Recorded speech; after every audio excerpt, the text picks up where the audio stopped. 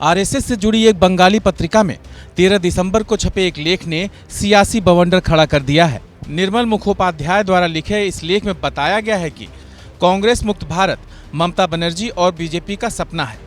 बांग्ला में लिखे इस लेख के शीर्षक का हिंदी अनुवाद कुछ इस तरह है कि ममता क्यों इतिहास मिटा रही हैं, निवेशकों को लुभाने के लिए या सोनिया को नष्ट करने के लिए।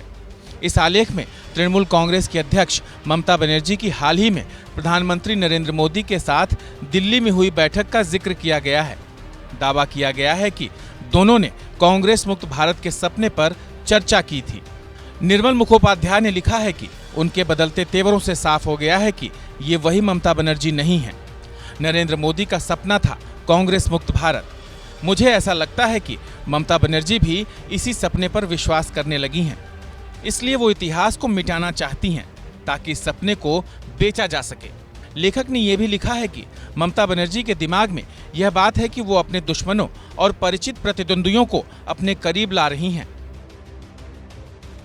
हालांकि लेख पर इस मैगजीन के एडिटर तिलक रंजन बेरा की अब तक कोई प्रतिक्रिया नहीं आई है। आरएसएस के महासचिव जिष्णु बासु ने कहा है कि अब तक उन्होंने यह आर्टिकल नहीं पढ़ा है, इसलिए कोई प्रतिक्रिया नहीं दे सकता। हालांकि बासु ने यह जरूर कहा कि वो इस तरह की किसी भी समझौते के बारे में नहीं जानते। वैसे सच्चाई यह है कि पश्चिम बंगाल में चुनाव के बाद हुई हिंसा में 62 बीजेपी कार्यकर्ता मारे गए। वहीं आरएसएस से जुड़े सूत्रों का कहना है कि ये मैगजीन आरएसएस से जुड़ी हुई है। इसके एडिटोरियल और प्रबंधन कमेटी में शामिल कई लोग आरएसएस बैकग्राउंड के हैं।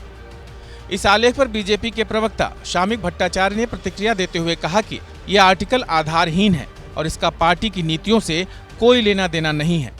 वहीं तृणमूल कांग्रेस के कुणाल घोष ने बीजेपी के साथ टीएमसी के समझौतों के आरोपों को सिरे से खारिज कर दिया। उन्होंने कहा कि बीजेपी से किसी भी तरह के समझौते के आरोप बेफजूल हैं।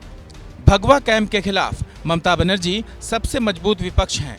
हालांकि कांग्रेस की तरफ से कहा गया है कि अब सच्चाई सामने आ गई है। पार्टी के नेता प्रदीप भट्टाचार्य ने कहा कि अब रहस्य खुल चुका है।